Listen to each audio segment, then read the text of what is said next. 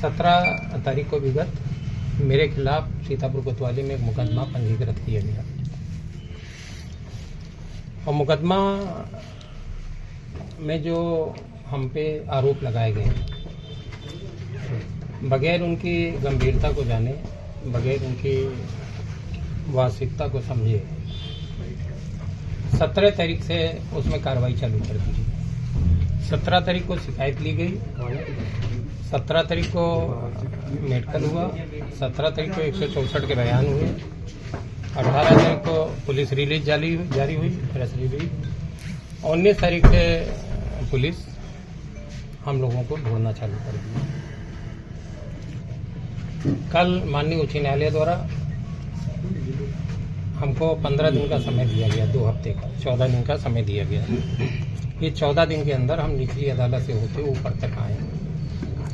आज हम उन्हीं उच्च न्यायालय के आदेश के सम्मान में समर्पण कर रहे हैं और आगे की विधिक कार्रवाई आगे जारी करेंगे। संजय जी, जो आरोप लगाए गए हैं, ऑडियो वायरल हो रहा है, तमाम तरह चर्चा है। अब ये अदालत का विषय है। मैं चाहता हूं कि मैं इस पर खामोश रहूं और अदालत में इसका जवाब दिया जाए तो ज़्यादा बेहतर है। मामला अदालत में विचाराधीन है, तो उसके बारे में सार्वजनिक तौर पर कोई बात करना मेरी समझ से मेरे लिए ठीक है। तमाम आरोप लग रहे हैं, उनको तो कुछ कहा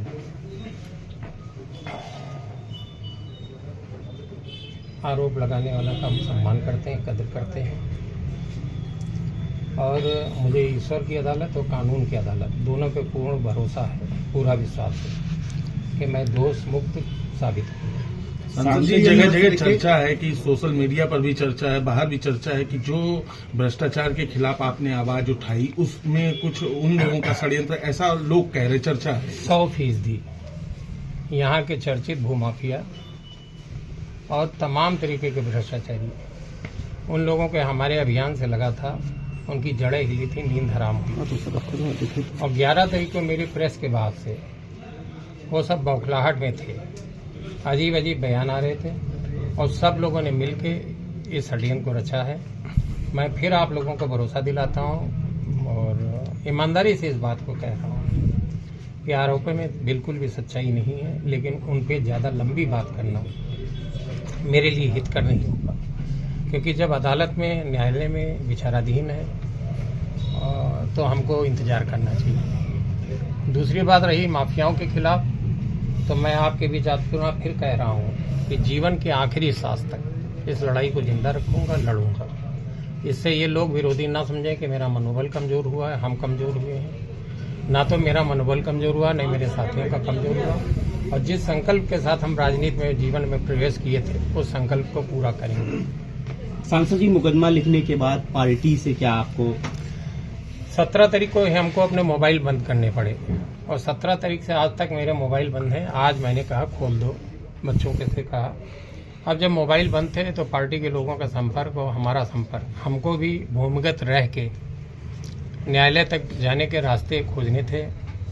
23 तारीख को यहाँ निचली अदालत में मेरी जमानत का खारिज हुआ। 24 तारीख को हमको उच्च न्यायालय में जमानत के लिए अप्लाई करना था, लेकिन 24 तारीख को ही मेरे बड़े भाई, मेरे वसी भाई और बहुत से लोगों को उठा लिया गया। मुकदमे में पैरवी न कर पाए हम, इसकी भी प्रयास किया गया। लेकिन आप सबकी कृपा से मैं फिर पुनः कह रहा हूँ कि मुझे न्याय मिलेगा और मैं निर्दोष होकर आपके बीच फिर से आऊँगा। सर, तेली समाज का आपके इस उस पे क्या रिएक्शन है? तेली समाज का सर, तेली समाज के कार्यकर्ता जो है लगातार आपके सपोर्ट में प्रदर्शन कर रहे हैं हर प्रदेश में। देखिए, मेरा मोबाइल बंद है, मैं फिर कह रहा हूँ, और मैं कभी भी इस तरीके की घटनाओं को संरक्षण और प्रेस नहीं देता। ये मेरे बच्चे हैं पीछे, कभी मेरी आलोचना भी हुई तो हमने इन लोगों से बिल्कुल सख्त हिदायत दे रखी और मना कर रखा है कि कोई प्रतिक्रिया न व्यक्त करें। अगर मान मिलता है तो अपमान सहने की भी आदमी को आदत होनी चाहिए। तो अब प्रदेश के लोग अगर ज्ञापन दे रहे हैं, कुछ कर रहे हैं, तो बिल्कुल सच बता रहा हूं कि मेरा उसमें कोई रोल नहीं है, ना मेरी कोई बात हुई। अब जब फोन ही बंद है तो फिर बात कैसे होगी? आपको लग रहा है कि इस मामले में भूमाफिया सम्मिलित हैं 100%। जिन पर आपने आरोप लगाया था कि उनकी जांच कराएंगे? 100%। तो जांच कोई बंद थोड़ी है, पत्र भी है जेल में और ये लिखने के लिए कलम भी हाथ में है, लिखने तो है, तो मैं सांसद जी, कार्रवाई चलती रहेगी। जितने भाजपा के कार्यकर्ता व मंत्री हैं सीतापुर के, उन्होंने आपके खिलाफ मोर्चा खोल दिया है किस बात का? आरोप गिरफ्तारी का। अपनी सरकार के खिलाफ मोर्चा खोल रहे हैं आपके गिरफ्तारी करने का। अब ये कानून से बढ़ के हो गए होंगे और संविधान के ऊपर होंगे तो मोर्चा खोल लें। मोर्चा तो उसमें है ही है। हमने सुना कि पीछे पुतला फूंक दिया, 90,000 से तो अभी फूंक के इनको आ रहा हूँ।